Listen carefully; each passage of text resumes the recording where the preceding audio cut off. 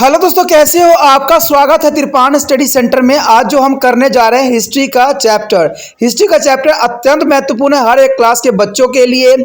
खास तौर पे जो यूपीएससी एग्जाम तैयार करना चाहते हैं तो इस वीडियो का जो है फायदा उठा सकते हैं और ये काफी इंपॉर्टेंट भी उनके लिए रहेगा। चलिए देखते हैं हमारा आज टॉपिक क्या है। Changing in the later Vedic phase. That is the most important here are changes in the later Vedic phase. During the later Vedic phase, agriculture become a mainstay of the Vedic people. The many is the rituals as were to introduce to imitate their process of agriculture.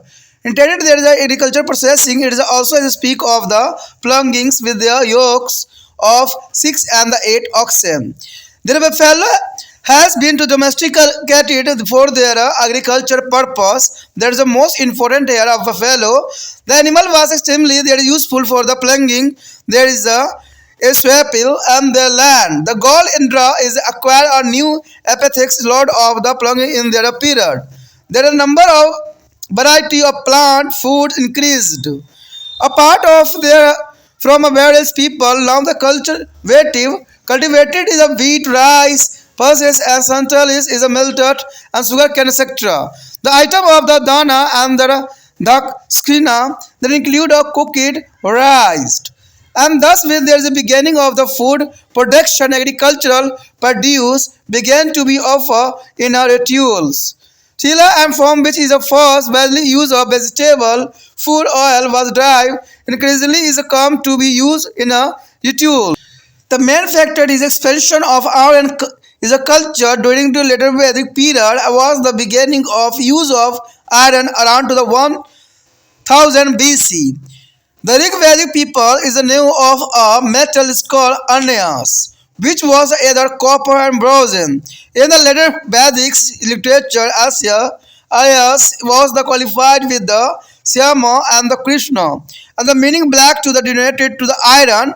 And Colossus has showed that iron began to use around to the 1000 BC, which is also period of the later Vedic literature. The northern and eastern part of India, to which there are later is a migrated, receive more rainfall than the northern western part of India. As a result, this regions is there covered with the thick rainforest, which could not be cleared by the copper or stone tools used is a Rigvedic people. The use of iron tools now help people clear the dense rainforest, and particularly there is a stamps left after burning in a more effective manner. The last tract of the forest land could be converted into cultivables is a piece irritated leisure time. The iron is a plug could turn their shell from to the deeper potations, making it a more fertility. This process seems to have begun during the later part of the Vedic period, but the effect of iron tools and the implement become evident only toward the end of the later Vedic period. There has been to the continuous increase in the population during the later Vedic period due to the expansion of the economical base on agriculture. The increasing number and size of the painted Greek wares is a settlement in the Dobabs area. Sure, this is with the passage of the time. The Vedic people also acquire better knowledge of the seasons. The measurings and irrigations, all this development is resulting in the substantial encouragement of content settlement such as the Hastinapur and the Sukhambis toward the end of the later Vedic period. And this settlement is slowly began to acquire characteristics of the town. And such a rudimentary is a town inhabited mainly by their chief princes and the priestess and the artisans were supported by their peasants and who could be spared for them some part of their produce or voluntaries involuntary. There is the most important here. यहाँ पर जो हमारे समक्ष आया अत्यंत महत्वपूर्ण topic उत्तर वैदिक काल में आए परिवर्तन। देखिए, उत्तर वैदिक काल में बहुत से परिवर्तन देखने को मिला है और ये हमारे साक्ष्य के रूप में देखा जा सकता है। उत्तर वैदिक काल में जो है कृषि वैदिक लोगों का मुख्य व्यवसाय बन गया था और खेती बाड़ी की प्रक्रिया शुरू करने के लिए अनेक धार्मिक अनुष्ठान आरंभ किए गए थे।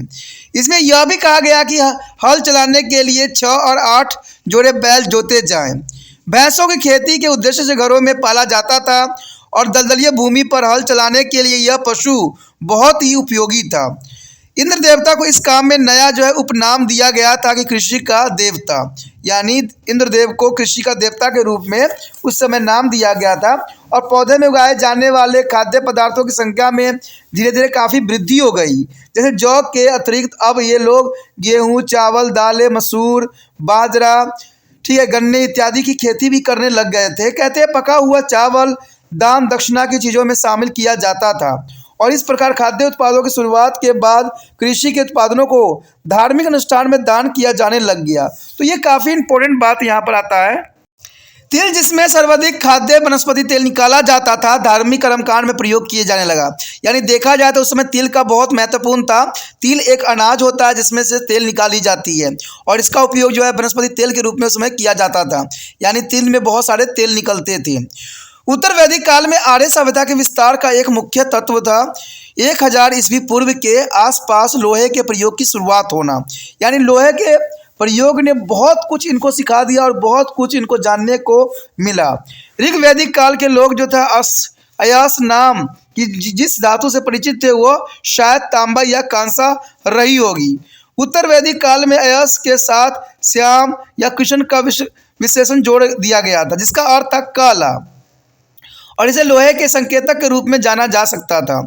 पुरातात्विक साक्ष्यों से पता चलता है कि लोहे का प्रयोग 1000 ईस्वी पूर्व के आसपास आरंभ हुआ था, जैसे उत्तर वैदिक साहित्य काल ही माना जाता है। यानी लोहा का अगर हम देखें तो कहा जाता है 1000 साल पूर्व हुआ था। यानी देखा जाए तो ये कहीं हद तक जो है उत्तर वैदिक काल में ही इसका साक्ष्य मिले हैं। भारत के उत्तर और पूर्वी भागों में भारत के उत्तर पश्चिम भागों से अधिक वर्षा होती थी। तो ये बहुत काफ़ी इंपॉर्टेंट बात था इसके लिए, जहां बाद में आर्य लोग स्थानांतरित हुए थे। वर्षा के परिणाम स्वरूप यह क्षेत्र घने जंगलों से भर गया था जिसका सफाया ऋग वैदिक काल के लोगों द्वारा प्रयोग किए जाने वाले तांबे या पत्थर के औजारों से होना संभव नहीं था। घने वर्षे वनों का अच्छे ढंग से सफाया करने के लिए लोहे के औजारों ने बहुत ही सहायता किया। खास तौर पर जल्ले वन के बाद बच्चे पेड़ों के बड़े बड़े ठूठों को पहले की तुलना में कम समय में विस्तृत जंगली भूभागों को कृषि योग्य भूमि में परिवर्तन किया जा सकता था। लोहे के हल से जो है गहरी मिट्टी की जुताई की जा सकती थी ताकि भूमि की उपजाऊ बनाया जा सकता था।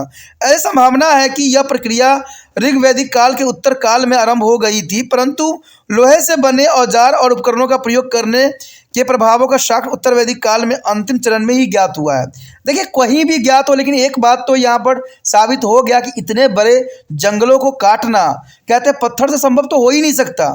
इसलिए हो सकता है कि ये जो थे लोहा का ज्ञान इनको पास था और इसी प्रकार की वो चीज़ों का इस्तेमाल किया करते थे, क्योंकि कहा जाता है कि उस समय जो है वो कृषि करने के लिए जंगलों को सफाया करके कृषि करना उस समय के मुख्य जो व्यवसाय में से एक था। यानी वो कृषि करते थे जब वो वहाँ पर जो है सही कंडीशन मिलता था।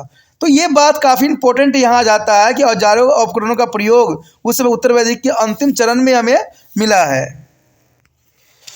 उत्तर वैदिक काल के दौरान कृषि आधारित अर्थव्यवस्था के विस्तार से जनसंख्या में लगातार वृद्धि होती चली गई। चित्रकारी किए गए सुरमई रंग से जो है बर्तनों PGW की संख्या और आकार बढ़ने के अवशेष मिलने के कारण जो है द्वाब क्षेत्र की आबादी बढ़ने के साक्ष्य भी हमें मिलते हैं। समय बीतने के साथ साथ वैदिक लोगों के जो है मौसमों, खाद्य और सिंचाई के बेहतरीन जानकारी भी हासिल हो गई थी। इन सभी विकासों के परिणाम स्वरूप उत्तर वैदिक काल के अंतिम चरण में कुछ स्थलों जैसे कि हस्तिनापुर और कौशाम्बी में वास्तविक रूप में विस्तार हुआ था और इन स्थलों में धीरे धीरे नगरों की जो है विशेषताएं विकसित होने शुरू हो गई थी। ऐसे जो है अर्धविकसित नगर जहां मुख्य जो है श्रेष्ठ राजकुमार, पदरी और जो कारीगर रहते थे, उनकी आबादी का भरण पोषण किसान लोग ही करते थे जो अपनी इच्छा या बिना इच्छा से अपने अनाज उन्हें दिए देते थे। तो ये काफ़ी इंपॉर्टेंट बात उस समय के लिए था। The next topic is the earlier Vedic society. There is the most important here, the earlier Vedic society. The family was the basis unit of the Rig Vedic society. There is the most important. The family was the basic unit of Rig Vedic society. It is a patriarchal is the nature of the monogamy was the usually norms of marriage, but the chief at the time is the practice is a polygamy. There is a most important here of patriarchals is a nature. There is a most important monogamy and polygamy. The marriage took place after the 10 to the majorities. The maturity is after the marriage their wife went to her husband as a house. The family was a part of the large groupings called the West is the clan, and one of the more than one clans is made the Jana or tribe. The Jana was the largest social unit. All the number of a clan were is related to each other by the blood relation. The, the membership of tribe was the base on birth and not a residence in the content area. Thus, the member of the Bharata tribes were known as the Bharatas. Did not simply any territory. The Rig Vedic society was a simple and largely on egalitarian society. There was no caste division. Occupation was not based on a birth. The member of families could adopt different occupation. However, the content difference did exist during to the period is a Varna and color was the basis of initially there are differentiation between the Vedic and non-Vedic people. The Vedic people where is a fair, whereas the non-Vedic indigenous people were dark in complexions and spoke a different language. Thus, the Rig Veda is mentioned the Aya Varna and the Dasa Varna, where Dasa has been to the use in the sense of a group different from the Rig Vedic people.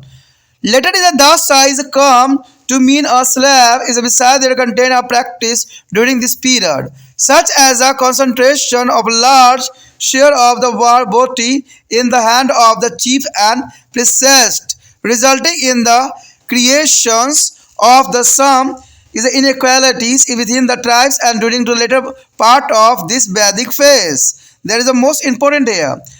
The warriors and the priests and their ordinary people were to three sections of Rig Vedic tribe.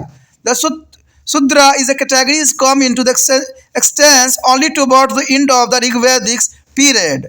And this means that is a division of the society in the earlier Vedic period was not a sharp.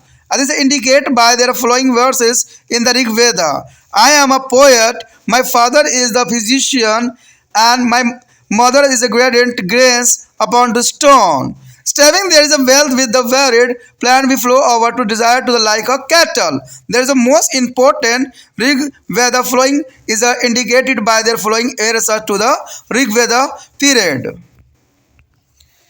The human society enjoyed to respectable position, and she was married at the proper age and could be choose the husband of our oven choose. She could be take part in the proceedings of the tribals assemblies called Sabha and Smriti. There is the most important here. यहाँ पर जो हमारे समक्ष आया आरंभिक वैदिक समाज, देखिए आरंभिक वैदिक समाज किस प्रकार की थी। देखा जाए तो ऋग्वैदिक समाज की मूलभूत इकाई परिवार थी, यानी परिवार में वो लोग जो है काफ़ी खुश थे। यह पिता प्रधान समाज था और विवाह की परंपराएं थी। एक पत्नी व्रता धर्म तथा परंतु श्रेष्ठ जनन, कभी कभी उनके पत्नियों भी रखते थे। यानी ये बहुत बड़ी बात थी कि उसमें एक पत्नी व्रता धर्म तो था ही था, लेकिन कई जगहों पर देखा जाए श्रेष्ठ जन कभी कभी अनेक पत्नियां भी रखते थे। बालिग होने पर ही जो शादियां होती थी और विवाह के बाद पत्नी पति के घर में जाती थी। परिवार का एक विशाल समूह का हिस्सा होता था जिसे वंश या वंश कहते थे। एक से अधिक वंशों के समूह को हम जन या जाति कहा जाता था। जन सबसे बड़ी सामाजिक इकाई थी। जन जो थी सबसे बड़ी सामाजिक इकाई थी और एक वंश के लोग परंपरा रक्त संबंधों से जुड़े हुए थे। किसी जाति के सदस्य बनने का आधार उस जाति में जन्म लेना था, न कि किसी विशेष क्षेत्र में निवास होना था। इस तरह भारत जो था जातियों के लोगों के भारत कहा जाता था, यानी जो भरत जाति के लोगों को भारत कहा जाता था और इसमें किसी प्रकार के क्षेत्र की कोई भूमिका नहीं हुआ करती थी। ऋग्वेदी समाज बहुत ही साधारण और आम तौर पर जो है समानतावादी समाज था और इसमें किसी प्रकार का जाति वर्गीकरण नहीं थी। ये बहुत इंपॉर्टेंट बात है कि इसमें किसी प्रकार की जाति वर्गीकरण नहीं थी, यानी जात में नहीं बटा था। व्यवसाय जन्म पर आधारित नहीं थे जैसे आज के समाज में है, बल्कि परिवार के विभिन्न सदस्य अलग अलग व्यवसाय कर सकते थे। अब देखिए कितने इंपॉर्टेंट बात है कि उस समय हमारे समय काल जैसा था, परंतु उस समय काल में विभिन्नताएं अवश्य मौजूद थी। आर्य और अन्यायों में जो है वर्ण और रंग विभिन्नता का आधार जरूर था। आर्य लोग जो थे गोरे वर्ण के थे, जबकि जो है गौड़ आर्य अनार्य देशज लोग सांवले रंग के थे और अलग भाषा का प्रयोग भी करते थे। अंतर ऋग्वेदों में आर्य का जो है वर्ण और दास वर्ण का उल्लेख जरूर हमें मिलता है। यहाँ दास शब्द का उपयोग उस समूह के लिए लोगों के लिए किया जाता था जो ऋग्वैदिक लोगों से अलग थे। बाद में दास का अर्थ गुलाम सेवक के रूप में रूढ़ हो गया था। ठीक है, ये तो आपको पता ही होगा कि बाद में धीरे धीरे दास का मतलब था गुलाम सेवक।